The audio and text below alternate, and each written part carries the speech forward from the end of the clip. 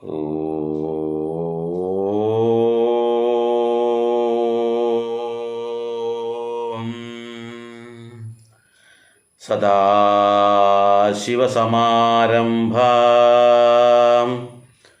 ശങ്കരാചാര്യമധ്യമാം അസ്മദാചാര്യപര്യന്താം വന്ദേ ഗുരുപരമ്പരാം. പ്രിയ കുടുംബാംഗങ്ങളെ, ഇന്ന് നമ്മുടെ കുടുംബാംഗങ്ങൾക്ക് മുന്നിൽ ഞാൻ കൊണ്ടുവരുന്ന വിഷയം ഇപ്പോൾ ശ്രദ്ധിച്ചാൽ പിന്നെ ദുഃഖിക്കേണ്ട എന്ന് പറയാറില്ലേ, അതുപോലുള്ളൊരു വിഷയമാണ്. എന്താണെന്ന് വെച്ചാൽ, നമ്മുടെ കുടുംബത്തിൽ ആരെങ്കിലും മരണാസനമായി കിടക്കുകയാണെന്നിരിക്കട്ടെ, പല തരത്തിലുണ്ടാവും. ഒന്നുകിൽ കുറേ കാലമായിട്ട് ജീവച്ഛവമായി കിടക്കുന്നുണ്ടാവും. കാരണം വെച്ചാൽ സംസാരിക്കുന്നൊന്നുമില്ല, ശ്വാസം മാത്രമേ ഉള്ളൂ, വേറെ ഒരു ഇതുമില്ല. ഭക്ഷണവും കഴിക്കില്ല, വെള്ളവും കുടിക്കില്ല, ഇങ്ങനെ ഉറ്റിച്ചിങ്ങനെ കൊടുക്കുന്ന സമ്പ്രദായമൊക്കെ ഉണ്ടാവും. അപ്പോൾ ആ തരത്തിൽ ഇങ്ങനെ ജീവച്ഛവമായി കിടക്കുന്ന ഒരാൾ അങ്ങനെ കിടക്കാതെ വളരെ പെട്ടെന്ന് അവർക്ക് ഈ ശരീരം വിട്ട് അവർ ആത്മാവിന് വെളിയിലേക്ക് പോകാൻ പറ്റണം. നമ്മളെപ്പോഴും ചിന്തിക്കില്ല. കാരണം വെച്ചാൽ അത് നമുക്ക് എപ്പോഴും ഒന്നും ചെയ്യാൻ പറ്റാത്ത അവസ്ഥയിൽ ഡോക്ടർമാരും കൈയൊഴിഞ്ഞു, എല്ലാവരും കഴിഞ്ഞു, ഒരു ഗതി ഇതില്ല, ആ അവസ്ഥയിൽ കിടക്കുന്ന കുറേ ആൾക്കാരുണ്ടാവും. അപ്പോൾ അങ്ങനെ കിടക്കുന്നത് എത്രയും പെട്ടെന്ന് ആ ശരീരത്തിൽ നിന്ന് ആത്മാവ് വിട്ട് വെളിയിലേക്ക് പോകാൻ എന്താണ് ചെയ്യേണ്ടത്? ഒന്നാമത്തെ കാര്യം. രണ്ടാമതൊരു കാര്യം, ഇങ്ങനെ വെളിയിലേക്ക് വരുന്ന ആത്മാവിനെ എത്രയും പെട്ടെന്ന് എവിടത്തേക്ക് പോകണം? ഈ ശരീരത്തിൽ വിട്ടിട്ട് അത് പിതൃലോകത്തേക്ക് എത്തണം. അപ്പോൾ സാധാരണഗതിയിൽ ഒരു ശരീരത്തിൽ നിന്നും വെളിയിലേക്ക് വരുന്ന ആത്മാവ് ആ ശരീരത്തിനോട് വളരെയേറെ ബന്ധപ്പെട്ട് എത്രയോ വർഷക്കാലം കഴിഞ്ഞതാണ്. അപ്പോൾ ആ ശരീരത്തിൽ നിന്നും വേറിട്ട് പോകാൻ അവർക്ക് പറ്റില്ല, ആ ശരീരവുമായിട്ട് തന്നെ അവിടെ നിൽക്കും. അപ്പോൾ അതിന് എത്രയും പെട്ടെന്ന് പിതൃലോകത്തേക്ക് അയക്കണം. ഇനി ശവം ദഹിപ്പിച്ച് കളഞ്ഞാലും ചില ആത്മാക്കൾ അല്ലെങ്കിൽ ചില ഈ ശക്തികൾ ഇങ്ങനെ ഇവിടെ അവിടെയൊക്കെ ഇങ്ങനെ അലഞ്ഞു തിരിഞ്ഞ് നടക്കും.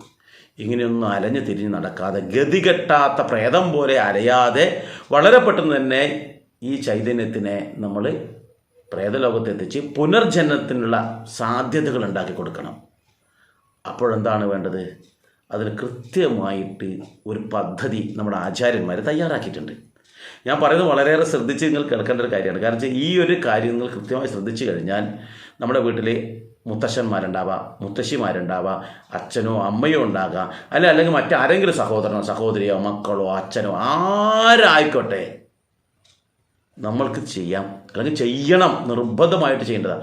ഒരു ആക്സിഡൻറ്റ് പറ്റിയിട്ട് മരിക്കുന്നത് പോലെയല്ല, അതുപോലെ തന്നെ ഒരു അപകടത്തിൽ മരിക്കുന്നത് പോലെയല്ല, രോഗം വന്നിട്ടോ അല്ലെങ്കിൽ ആ പ്രായാധിക്യം കൊണ്ടോ ഏതെങ്കിലും തരത്തിൽ ഇങ്ങനെ കിടക്കുന്ന അവസരത്തിൽ മരണാസന്നമായി കിടക്കുന്നു, അല്ലെങ്കിൽ ഇപ്പോൾ ഒരു അപകടം പറ്റി എന്നിട്ട് മരിച്ചില്ല, അതിങ്ങനെ കിടക്കുകയാണെന്നിരിക്കട്ടെ, അങ്ങനെ ഉണ്ടെങ്കിലും ആ എന്തായാലും ജീവിക്കില്ല എന്ന് ഉറപ്പിച്ച് പറഞ്ഞാൽ പിന്നെ എത്രയും പെട്ടെന്ന് അവർക്ക് ശ്രേഷ്ഠമായ പുനർജന്മത്തിന് വേണ്ടിയുള്ള പദ്ധതി തയ്യാറാക്കാണ് വേണ്ടത്. ആ ആത്മാവ് മറ്റൊരു ശരീരത്തെ ശരീരത്തിൽ കയറിയിട്ട് അതിനൊരു പുനർജന്മത്തിനുള്ള ഒരു സാധ്യതകൾ നമ്മളാണ് ഉണ്ടാക്കി കൊടുക്കേണ്ടത്. അതിനുള്ള വഴികളാണ് ഞാനിവിടെ പറയാൻ പോകുന്നത്. ഒരിക്കലും നമ്മുടെ കുടുംബത്തിലുള്ള ഒരു ആത്മാവും അലയാൻ പാടില്ല. അത് ചിലപ്പോൾ കുട്ടികളുടേതാവാം, അച്ഛൻ്റെതാവാം, അമ്മയുടേതാവാം, ആരുതാവാം. അങ്ങനെ വരാതിരിക്കണമെങ്കിൽ, അല്ലെങ്കിൽ ഭാര്യയുടെ ഭർത്താവിൻ്റെതോ ആണെങ്കിൽ നമ്മൾ ഈ ഒരു കാര്യം നമ്മൾ ചെയ്താൽ മതി, ഒരു ബുദ്ധിമുട്ടുമില്ല. അല്ലെങ്കിൽ ഇങ്ങനെ മരിക്കാതെ ഇങ്ങനെ കിടക്കുന്നുണ്ടെങ്കിൽ അതിന് എത്രയും പെട്ടെന്ന് അവിടെ നിന്ന് ആ മരണത്തിലേക്ക് കൊണ്ടുപോയി അതിനെ സ്വധാമത്തിലേക്ക് എത്തിക്കാനും ഈ ഒരു നടപടി വളരെയേറെ ഉപകരിക്കും എന്നർത്ഥം. അതെന്താണെന്ന് നമ്മൾ ശ്രദ്ധിക്കേണ്ടത്, ആദ്യം നമുക്ക് ഈ ശരീരം നോക്കുക. ഡോക്ടർമാർ പറഞ്ഞു ഇല്ല, ഇനി ചില നാഴികകൾ മാത്രമേ ഉണ്ടാവൂ, അധിക സമയം ജീവിക്കാൻ സാധ്യതയില്ല എന്ന് പറയുന്നൊരു ഘട്ടം. അല്ലെങ്കിൽ നമുക്ക് കണ്ടു കഴിഞ്ഞാൽ മനസ്സിലാക്കാൻ പറ്റും, ഇങ്ങനെ ശ്വാസം വലിച്ചെടുക്കുന്നു, പിന്നെ ഇതാവുന്നു, ശ്വാസം വലിക്കാൻ പാടുപെടുന്നു ഒക്കെ നമ്മൾ കാണാൻ പറ്റും. ഈ ഒരു അവസരത്തിലാണ് നമ്മൾ ഇവരെ കട്ടിൽ നിന്നും ആദ്യം താഴെ ഇറക്കി കിടത്തണം.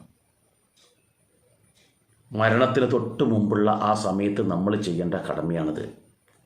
ഇപ്പം മരിക്കാറായി കഴിഞ്ഞു എന്ന് നമ്മൾ ഉറപ്പിച്ചു, അപ്പോൾ ചിലപ്പോൾ വളരെ വേണ്ടപ്പെട്ട വ്യക്തിയായിരിക്കാം, ചിലപ്പം ഭാര്യയാവാം, ഭർത്താവാകാം, മക്കളാവാം, രോഗം വന്നിട്ടാണ്, അല്ലെങ്കിൽ ഒരു ആക്സിഡൻറ്റ് പറ്റിയിട്ടാണ്. ഈ സമയത്ത് നമ്മൾ ആ കട്ടിൽ മുകളിൽ താഴേക്ക് ഇറക്കി കിടത്തുമ്പോൾ ഒരു പായ വിരിച്ചു. തറയിൽ പണ്ട് കാലങ്ങളിൽ ചെയ്യുന്നതാണെന്ന് വെച്ചാൽ ചാണകം മെഴുകിയ നിലത്താണ് കിടത്തേണ്ടത്.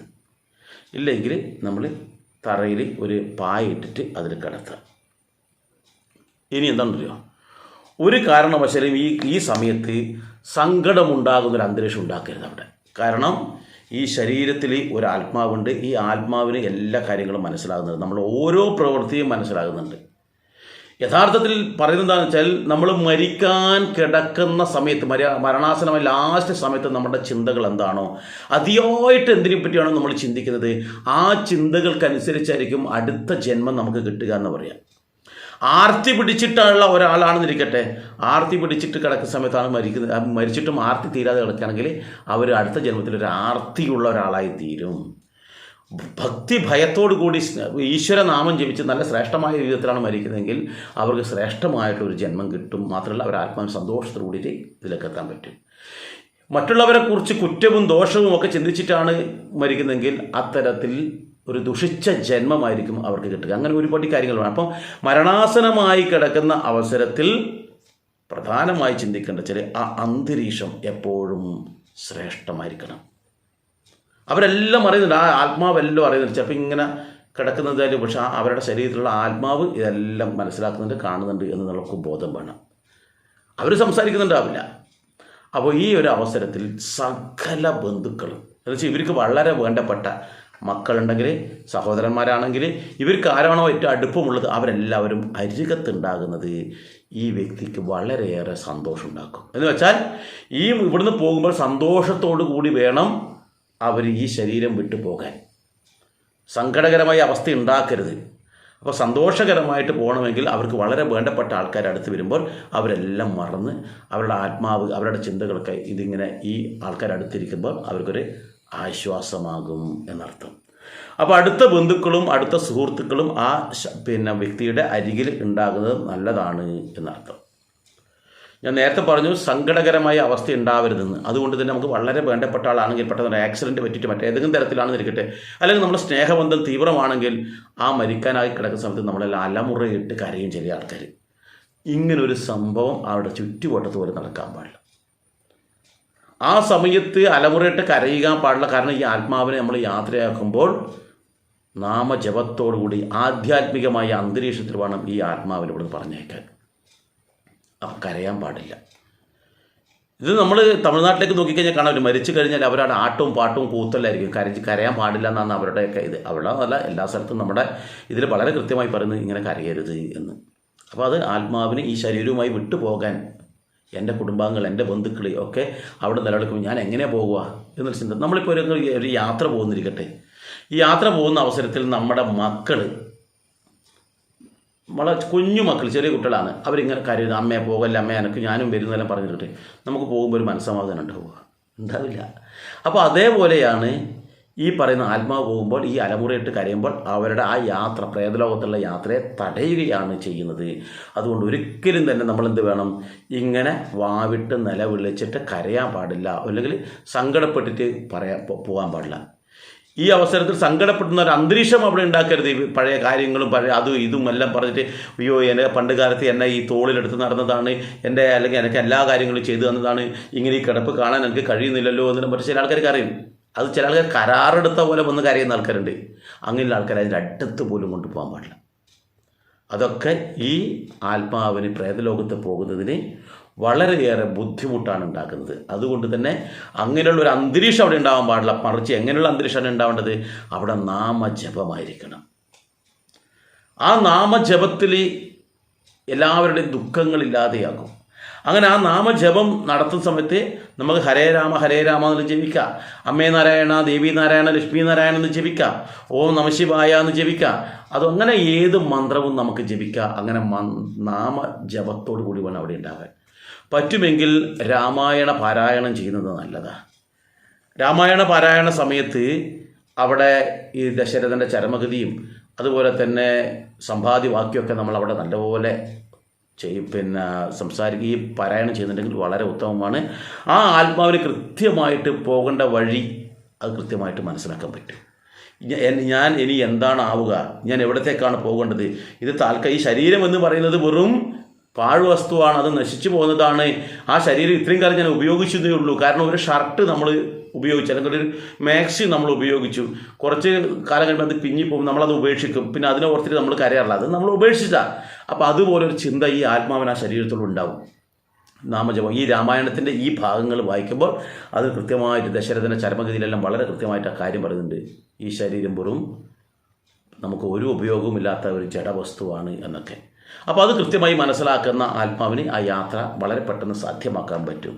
അതുകൊണ്ട് തന്നെ ഈ മരിച്ചു കിടക്കുന്ന, അല്ലെങ്കിൽ മരിക്കാൻ വേണ്ടി കിടക്കുന്ന ഇദ്ദേഹത്തിൻ്റെ അരികിലിരുന്നു കൊണ്ട് ഈ പറയുന്ന നാമജപങ്ങളൊക്കെ നടത്തുക. അതുപോലെ മക്കളുണ്ട്, അല്ലെങ്കിൽ സഹോദരന്മാരാണ്, കല്യാണം കഴിയാത്ത ഒരാളാണ്, സഹോദരന്മാരും മറ്റൊക്കെ ആണെങ്കിൽ, അല്ലെങ്കിൽ അച്ഛനോ അമ്മയോ ആണ് അടുത്തിരിക്കുന്നത്, മകനാണ് എന്നുണ്ടെങ്കിൽ ഈ മരിക്കാൻ കിടക്കുന്ന ഈ വ്യക്തിയുടെ അരികിൽ അപ്പുറം ഇപ്പുറം ഇതിൽ കൈകളിങ്ങനെ ചേർത്ത് ഇങ്ങനെ കോർത്ത് പിടിക്കണം, നല്ല ബലമായിട്ട്, അവർക്കൊരു ധൈര്യം കൊടുക്കുന്നത് പോലെ. ആ ധൈര്യം കൊടുക്കുന്നത് പോലെ. കാരണം നിങ്ങൾക്ക് വളരെ ശ്രദ്ധിച്ചു കഴിഞ്ഞാൽ കാണും, ഈ മരിക്കുന്നതിന് തൊട്ട് മുമ്പ് ആ സെക്കൻഡിൽ നിങ്ങൾ വേണം CCTV ക്യാമറ ഒക്കെ വെച്ച് നോക്കിക്കോ, പെട്ടെന്ന് അവർ കണ്ണ് പുറത്തേക്ക് തള്ളി ഭയന്ന് നിലവിളിച്ച പോലെ ഭയങ്കര ഭീകരമായ ഒരു മുഖമായിരിക്കും അവർക്കുണ്ടാവും മരിക്കും തൊട്ട് മുന്നേ അതുവരെ. അല്ലെങ്കിൽ അവരൊരു ചലനം ഉണ്ടാവും, മരിക്കും തൊട്ട് മുമ്പ് ഒരു ചലനം. അപൂർവം ഈ നാമജപം നല്ല ശക്തമായി നടക്കുന്ന സമയമാണെങ്കിൽ അവർ ആ ഉറക്കത്തിൽ തന്നെ അവിടെ ഇതായി പോകും. ഇത് പറയാൻ കാരണം വെച്ചാൽ ഈ നമ്മുടെ വിശ്വാസപ്രകാരം ഈ ആത്മാവിനെ കൊണ്ടുപോകാൻ വേണ്ടി യമകിങ്കരന്മാർ വരുമ്പോൾ ആ യമകിങ്കരന്മാരെ കണ്ട് ഭയന്നാണ് ഈ കിടക്കുന്ന വ്യക്തി പെട്ടെന്ന് ചിലപ്പോൾ കൈകാലുകളൊക്കെ വലിച്ച് പിടിച്ച് കോച്ചി വലിക്കും പോലെയുള്ള ഒരു കൈകാലുണ്ട്, ഒരു ബലം കൊടുക്കലൊക്കെ ഉണ്ടാവും. ഈ അവസരത്തിൽ ചിലപ്പം മലവിസർജനം, മൂത്രവിസർജനമൊക്കെ നടക്കും. ചില ആൾക്കാർ കിടന്ന് കിടപ്പിൽ തന്നെ മരിക്കുന്ന ആൾക്കാരൊക്കെ പെട്ടെന്ന് ഈ മലം പുറത്തേക്ക് പോയിട്ട് കാണാം, മൂത്രം പോയിട്ടുണ്ട്. കാരണം ഇത് പേടിച്ച് വിറച്ചിട്ട് ഇതാവുന്ന ആ ഭീകരമായ രൂപം കണ്ടിട്ടെന്നാണ് പറയപ്പെടുന്നത്. ഗരുഡപുരാണത്തിൽ ഇത് വളരെ കൃത്യമായിട്ട് പറയുന്നുണ്ട്, ഈ അവസരത്തിൽ ഇങ്ങനെ സംഭവിക്കുന്നത് എന്ന്. അപ്പോൾ അതുകൊണ്ട് അവർക്ക് ഭയമില്ലാതിരിക്കാനും അവർ ശാന്തമായ രീതിയിൽ ഈ മരണത്തിലേക്ക് പോകുവാനാണ് ഈ അവസരത്തിൽ നമ്മൾ നല്ലതുപോലെ നാമം ജപിക്കുന്നത്. നല്ലപോലെ നാമം ജപിക്കുന്നതിന് കൂടിയിട്ട് അവരുടെ കൈകളിൽ നമ്മൾ പിടിച്ച് നമ്മൾ നാമം ജപിക്കുമ്പോൾ ഉണ്ടാകുന്ന ആ എനർജി അവരുടെ ആ ശരീരത്തിലുള്ള ആത്മാവിനും കൂടി ലഭിക്കുന്ന തരത്തിലാണ് നമ്മളത് ചെയ്യുന്നത് എന്നർത്ഥം. അപ്പോൾ അതുകൊണ്ട് തന്നെ എന്ത് വേണം, ഇത്തരത്തിൽ നമ്മൾ ആ സമീപത്തിരുന്നിട്ട് നാമജപം അത് പരമാവധി ഉച്ചത്തിൽ ജപിക്കണം എന്നാണ് പറയുന്നത്. അതല്ലാതെ നമ്മൾ മാത്രം കേൾക്കുന്ന തരത്തിലല്ല ജപിക്കേണ്ടത്, പരമാവധി ശബ്ദമുയർത്തിക്കൊണ്ട് തന്നെ നാമം ജപിക്കണം. ഇങ്ങനെ നാമം ജപിക്കുന്ന അവസരത്തിൽ ആ ആത്മാവിന് കൃത്യമായിട്ടുള്ള വഴിയും, അതുപോലെ തന്നെ മരണം നടക്കുന്ന സമയത്ത് അവർക്ക് യാതൊരു വിധത്തിലുള്ള വികൃത രൂപം, ചില ആൾക്കാരുടെ കണ്ണൊക്കെ തുറിച്ചിട്ടൊക്കെ മരിക്കുന്നതാണ്. നമുക്ക് മരിച്ചത് കണ്ണൊക്കെ തുറിച്ചിട്ടുണ്ടാവും ഈ ശരീരത്തിൽ. പിന്നീട് നമ്മൾ കിടക്കുന്ന സമയത്ത് ഈ കണ്ണൊക്കെ ഇങ്ങനെ അടക്കും. ഈ തുറിക്കാൻ കാരണം ഇത് കണ്ട് പേടിച്ചിട്ടാണ് എന്ന് നമ്മൾ മനസ്സിലാക്കണം. അപ്പോൾ ഈ നാമം ജപിച്ചുകൊണ്ടിരിക്കുന്ന സമയത്ത് ആ വീട്ടിലുള്ള അവരുടെ മകനുണ്ടെങ്കിൽ, അല്ലെങ്കിൽ അവർക്ക് ആരാണ് ഏറ്റവും പ്രിയപ്പെട്ടത്, അവർ ചെയ്യേണ്ടുന്നൊരു ചടങ്ങുണ്ട്. എന്താണെന്ന് വെച്ചാൽ ഗംഗാതീർത്ഥം അല്ലെങ്കിൽ ഏതെങ്കിലും പുണ്യതീർത്ഥം, അത് തുളസി എടുത്തിട്ട് അവരുടെ നാവിൽ ഉറ്റിച്ചു കൊടുക്കുക, വായിൽ. ആ തുളസി തീർത്ഥം അവിടെ വായിൽ ഉറ്റിച്ചു കൊടുക്കുമ്പോൾ അവരുടെ ആ ഗംഗാതീർത്ഥം കാരണം ഗംഗാതീർത്ഥം തന്നെ പുണ്യമാണ്. അതിന് ഗംഗാതീർത്ഥം ഇല്ലെങ്കിൽ തുളസി അതിൽ വീഴുമ്പോൾ തന്നെ അത് ഏറ്റവും വലിയ ശ്രേഷ്ഠമായ തരത്തിലെത്തി. അതുകൊണ്ട് തന്നെ ആ തരത്തിൽ ആ പുണ്യതീർത്ഥം ഉറ്റിക്കുമ്പോൾ അവർക്കും അതിൻ്റെതായിട്ടുള്ള ആ എനർജി എന്ന് പറഞ്ഞാൽ ആ പോസിറ്റീവായിട്ടുള്ള ഈശ്വരീയമായിട്ടുള്ള ഒരു സാന്നിധ്യം അവരിലുണ്ടാവും. ആ ആത്മാവിന് അത് വളരെയേറെ ഒരു സന്തോഷം ഉണ്ടാകും. കാരണം ഞാൻ ഒരു പുണ്യമായ തലത്തിലേക്ക് പോവുകയാണ് എന്നുള്ളത്. ഈ കാര്യങ്ങളെല്ലാം ചെയ്യുന്ന അവസരത്തിൽ സ്വതവേ ഒരു ശരീരത്തിൽ നിന്നും ഒരു ആത്മാവ് പുറത്തേക്ക് വന്നു കഴിഞ്ഞാൽ എന്താ ചെയ്യുന്നറിയാം, ഈ ശരീരത്തിൻ്റെ അടുത്ത് തന്നെ എപ്പോഴും ഉണ്ടാവും, ശരീരത്തിന് വിട്ടുപോകില്ല. കാരണം എന്താ, എത്രയോ കാലം സന്തത സഹചാരിയായിട്ട് ഒന്നിച്ചുണ്ടായതാണ്. അപ്പോഴെന്തായിരിക്കും, അവിടെ വന്നിട്ട് ഇങ്ങനെ നിൽക്കും, എന്താ ചെയ്യേണ്ടത് എന്നിട്ട്. അപ്പം അത് ഓരോ ആൾക്കാർ ഇങ്ങനെ കാണും, പലരും വരുന്നു ഇദ്ദേഹത്തിനെ കുറ്റം, പിന്നെ ഇതെല്ലാം പല കാര്യങ്ങളൊക്കെ പറഞ്ഞാൽ ഇത് കേൾക്കും. അപ്പോൾ അത് കേട്ടിട്ട് അത് മനോവ്യതയോടുകൂടി പോകാനിട വരരുത്. അത് ഇവരെക്കുറിച്ച് നല്ല കാര്യങ്ങൾ, ശ്രേഷ്ഠമായ കാര്യങ്ങളൊക്കെ സംസാരിച്ച്, മാത്രമല്ല ഈശ്വരീയ നാമങ്ങൾ സംസാരിക്കുക നമ്മൾ പ്രധാനമായിട്ടും. അങ്ങനെ സംസാരിച്ചിട്ട് വേണം ഇതിനെ യാത്രയാക്കാൻ. ഈ അവസരത്തിൽ പ്രധാനമായിട്ടും ഈ കർമ്മം ചെയ്യേണ്ടത് ആരാണോ, അല്ലെങ്കിൽ ഇയാളായിട്ട് ഏറ്റവും അടുപ്പുള്ള ആരാണോ, മൂത്ത മകനുണ്ടെങ്കിൽ മൂത്ത മകൻ വളരെ നല്ല സ്നേഹമുണ്ട്, നല്ല ഏറ്റവും പ്രിയപ്പെട്ടവനാണെങ്കിൽ മാത്രം മൂത്ത മകൻ ചെയ്യുക.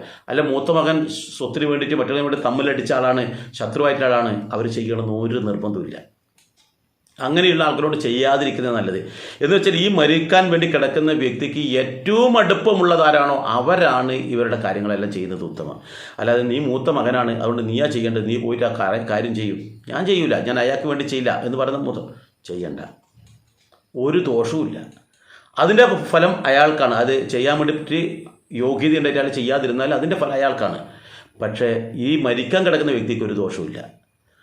അതുകൊണ്ട് ആരും തന്നെ ഒരാളെ നിർബന്ധിച്ചുകൊണ്ട് ചെയ്യേണ്ടതല്ല ഈ ചടങ്ങുകൾ എന്നും കൂടി നമ്മൾ മനസ്സിലാക്കുക. ഇവിടെ ഈ മൂത്ത ആൾ അല്ലെങ്കിൽ ഈ കർമ്മം ചെയ്യേണ്ട ആൾ അല്ലെങ്കിൽ ഇവരായിട്ട് ഏറ്റവും അടുപ്പുള്ള ആളാണല്ലോ കർമ്മം ചെയ്യുക. അപ്പോൾ അങ്ങനെയുള്ള ആളെന്താ ചെയ്യേണ്ടതെന്ന് വെച്ചാൽ ദർഭ എന്ന് പറയുന്നൊരു പുല്ലുണ്ട്, അത് കുശപ്പുല്ല് എന്ന് പറയും നമ്മൾ ശരിക്കും.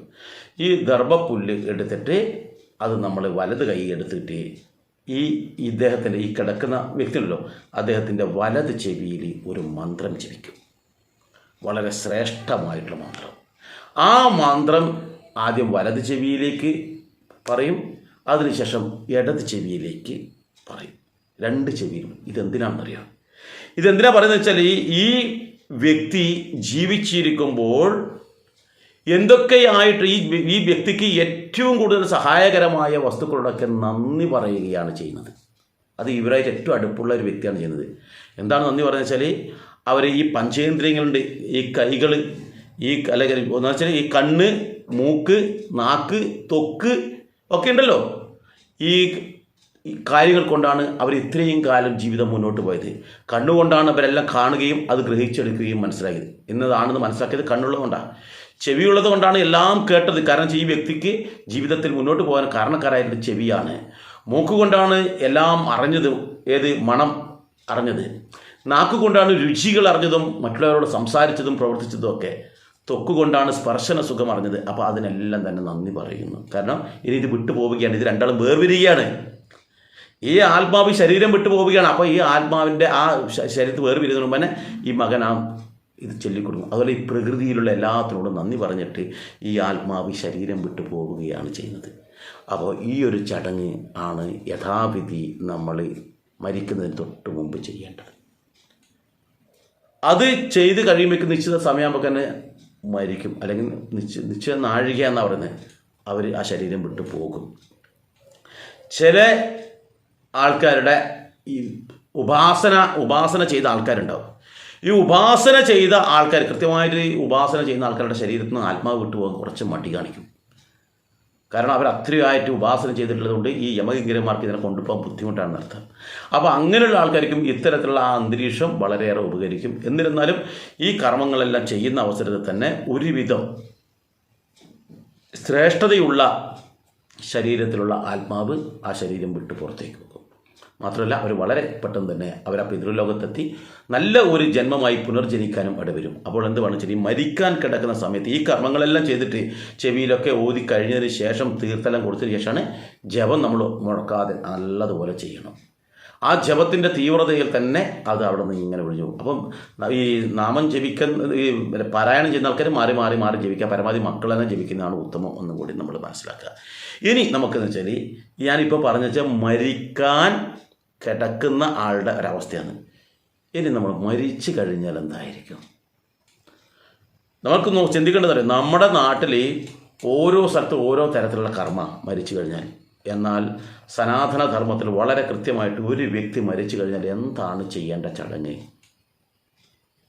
അവർക്ക് എങ്ങനെയൊക്കെ എന്തൊക്കെ കുളിപ്പിക്കുന്നത് എങ്ങനെയാണ്, എന്തിനാണ് കുളിപ്പിക്കുന്നത്, കൈകാല് കെട്ടുന്നത് എന്തിനാണ്, അതുപോലെ തന്നെ കണ്ണടക്കുന്നത് എന്തിനാണ്, കുളിപ്പിച്ച് കഴിഞ്ഞാൽ അവരെന്തൊക്കെ ചടങ്ങുകളാണ് അവിടെ ചെയ്യേണ്ടത്, എങ്ങനെയാണ് ബലികർമ്മം ചെയ്യേണ്ടത്, ഇങ്ങനെ ഓരോ ചടങ്ങുകൾ അവിടെയുണ്ട്. ഇത് ആരുമില്ലെങ്കിൽ നമുക്ക് ചെയ്യണം. ഇപ്പം നമ്മുടെ വിദേശത്താണെങ്കിൽ നമുക്ക് അവിടെ ചെയ്യാൻ പറ്റും. എവിടെയായാലും നമുക്ക് ചെയ്യണ്ടേ, ഇത് നമ്മൾ അറിഞ്ഞിരിക്കണ്ടേ. അതല്ലാതെ ആരെങ്കിലും എന്തെങ്കിലും പറഞ്ഞ് എന്തെങ്കിലും വിഡ്ഢിത്തം ചെയ്തിട്ട് കാര്യമുണ്ടോ? അടുത്ത വീഡിയോ ആ ഒരു വിഷയമാണ്. അടുത്ത വീഡിയോ എന്ന് വെച്ചാൽ മരിച്ചു കഴിഞ്ഞാൽ ആ മരിച്ച വ്യക്തിയുടെ ശവശരീരം എന്താണ് ചെയ്യേണ്ടത്, ആരാണ് ചെയ്യേണ്ടത്, ഈ വിഷയം നമ്മൾ കൃത്യമായി മനസ്സിലാക്കണം. ഇന്ന് പലരും പല തരത്തിലാണ് ചെയ്യുന്നത്. അത് നമ്മൾ മാറ്റി അത് കൃത്യമായ തരത്തിൽ, ശ്രേഷ്ഠമായ തരത്തിൽ, ആർക്കും മാതൃകയാകുന്ന തരത്തിൽ നമ്മൾ ചെയ്യണം. അതിനു മുമ്പ് ഞാനൊരു കാര്യം കൂടി ഉറപ്പിക്കട്ടെ. എന്താ അറിയോ, ഇവിടെ ഞാൻ നേരത്തെ ഒരു മന്ത്രം പറഞ്ഞല്ലോ. ആ മന്ത്രം ഞാൻ പറഞ്ഞിട്ടില്ല. മന്ത്രം 2 ചെവിയിലും പറയണമെന്ന് പറഞ്ഞിട്ടുണ്ട്. അപ്പോൾ 2 ചെവിയിലും പറയണ്ടേ? ആദ്യം വലത് ചെവിയിൽ പറയുന്നു, പിന്നെ ഇടത് ചെവിയിൽ പറയുന്നു. ഏതായാലും ആ മന്ത്രം കൂടി ഞാൻ നിങ്ങളുടെ മുന്നിലേക്ക് വെക്കുകയാണ്. ശ്രദ്ധാപൂർവം നിങ്ങളത് കേൾക്കുക.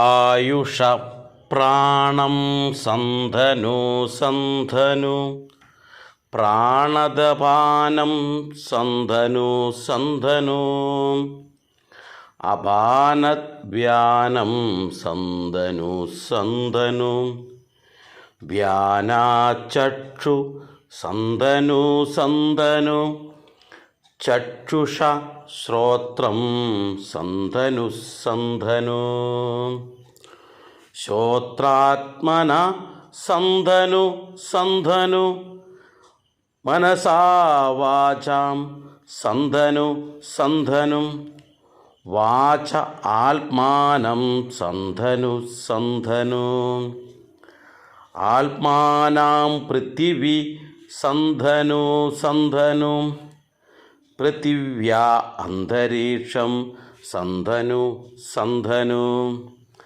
അന്തരീക്ഷാധിപം സന്ധനു സന്ധനു, ദിവ സുവ സന്ധനു സന്ധനു.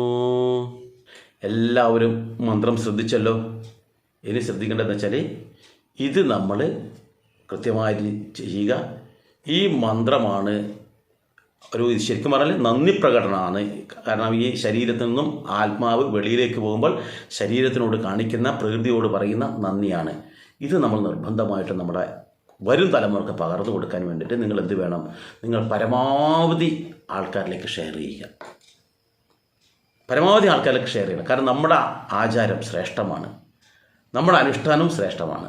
അപ്പോൾ നമ്മുടെ ശ്രേഷ്ഠമായതെല്ലാം തന്നെ നമ്മൾ മറ്റുള്ളവർക്ക് കൊടുക്കണം. നല്ലതാണെന്ന് തോന്നുന്നതെല്ലാം മറ്റുള്ളവർക്ക് പകർന്നു കൊടുക്കണം. അടുത്ത തലമുറ ഇത് കിട്ടാതെ ബുദ്ധിമുട്ടരുത്. അതുകൊണ്ട് ഇത് നിങ്ങൾ പരമാവധി ആൾക്കാരിലേക്ക് ഷെയർ ചെയ്യുക. നിങ്ങൾക്ക് എന്തെങ്കിലും സംശയം ഉണ്ടെന്നിരിക്കട്ടെ, നോക്കൂ, ഇതിൻ്റെ തൊട്ട് താഴെ കമൻറ്റ് എന്ന് എഴുതിയിട്ടുണ്ട്. അവിടെ തൊട്ട് കൊടുത്തു കഴിഞ്ഞാൽ നിങ്ങളുടെ അഭിപ്രായങ്ങളും ഈ വിഷയത്തെക്കുറിച്ചുള്ള എന്തെങ്കിലും അഭിപ്രായം ഉണ്ടാവും, ആ അഭിപ്രായങ്ങളും നിങ്ങളുടെ സംശയങ്ങളും അവിടെ എഴുതാം. മലയാളത്തിൽ എഴുതുന്നത് ഉത്തമം. ഇനി ഈ വിഷയവുമായി ബന്ധപ്പെട്ട് എന്നെ ബന്ധപ്പെടാനാണെങ്കിൽ നിങ്ങൾക്ക് എന്നെ വിളിക്കാം. സംശയം എന്തെങ്കിലും ഉണ്ടെങ്കിൽ ചോദിക്കാം, വിളിക്കുക. അല്ലെങ്കിൽ എൻ്റെ വാട്സപ്പ് നമ്പർ ഇവിടെ കൊടുത്തിട്ട് ആ വാട്സപ്പ് നമ്പറിൽ നിങ്ങൾക്ക് നിങ്ങളുടെ അഭിപ്രായങ്ങൾ അല്ലെങ്കിൽ സംശയങ്ങളോ ഉണ്ടെങ്കിൽ എഴുതി ചോദിക്കാം. ഏതായാലും ഈ വീഡിയോ നിങ്ങൾക്ക് ഈ കണ്ടു കഴിഞ്ഞു. ഇനി അടുത്ത വീഡിയോ ഉണ്ടല്ലോ, ഏത് മരണമായി കഴിഞ്ഞാൽ നമ്മൾ എന്തൊക്കെ ചെയ്യണമെന്നില്ല, അതൊക്കെ നിങ്ങൾക്ക് കിട്ടണമെന്ന് ആഗ്രഹമുണ്ടെങ്കിൽ ഈ വീഡിയോ ഇതുവരെ സബ്സ്ക്രൈബ് ചെയ്യാത്തതാണ്, ഈ ചാനൽ സബ്സ്ക്രൈബ് ചെയ്യാത്ത ആളാണെങ്കിൽ എത്രയും പെട്ടെന്ന് സബ്സ്ക്രൈബ് ചെയ്യുക. അയ്യോ എനിക്ക് സബ്സ്ക്രൈബ് ചെയ്യാൻ അറിയില്ല, എങ്ങനെയാണെന്ന് അറിയില്ല എന്നുണ്ടെങ്കിൽ എന്താ വേണ്ടേ? ഇതാ തൊട്ട് താഴെ നോക്കൂ, അവിടെ സബ്സ്ക്രൈബ് എന്ന് ഇംഗ്ലീഷിൽ എഴുതിയിട്ടുണ്ട്, അവിടെ തൊട്ട് കൊടുക്കുകയും വേണ്ട. തൊട്ട് കൊടുത്തല്ലോ. അതിനോട് ചേർന്നിട്ട് തന്നെ ഒരു മണിയുടെ ചിത്രമുണ്ട്, അതും കൂടി തൊട്ട് കൊടുക്കൂ. തീർന്നു. ഇനി അടുത്ത വീഡിയോ ഞാൻ ഇവിടെ ഇടുമ്പോൾ തന്നെ നിങ്ങൾക്ക് മെസ്സേജ് വരും, ഉടനെ നിങ്ങൾക്കിത് കാണാം. അപ്പോൾ ഇതിൻ്റെ കണ്ടിന്യൂ ആയിട്ടുള്ള വീഡിയോ ഒരു 2-3 വീഡിയോ ഉണ്ടാവും, അത് പൂർണ്ണമായിട്ട് നിങ്ങൾക്ക് കാണാൻ കഴിയും. കൂടുതൽ ലെങ്ത്ത് വേണ്ടെന്ന് വെച്ചിട്ടാണ് ഞാനിങ്ങനെ നിർത്തി പറയുന്നത്. അത് നിങ്ങൾ പ്രത്യേകം ശ്രദ്ധിക്കുക, അത് പ്രത്യേകം നിങ്ങൾ മനസ്സിലാക്കുക, മറ്റുള്ളവർക്ക് പകർന്നു കൊടുക്കുക. ഏതായാലും അടുത്ത വീഡിയോയുമായി ഞാൻ എത്രയും പെട്ടെന്ന് വരുന്നതാണ്. എല്ലാവർക്കും നന്ദി, നമസ്കാരം.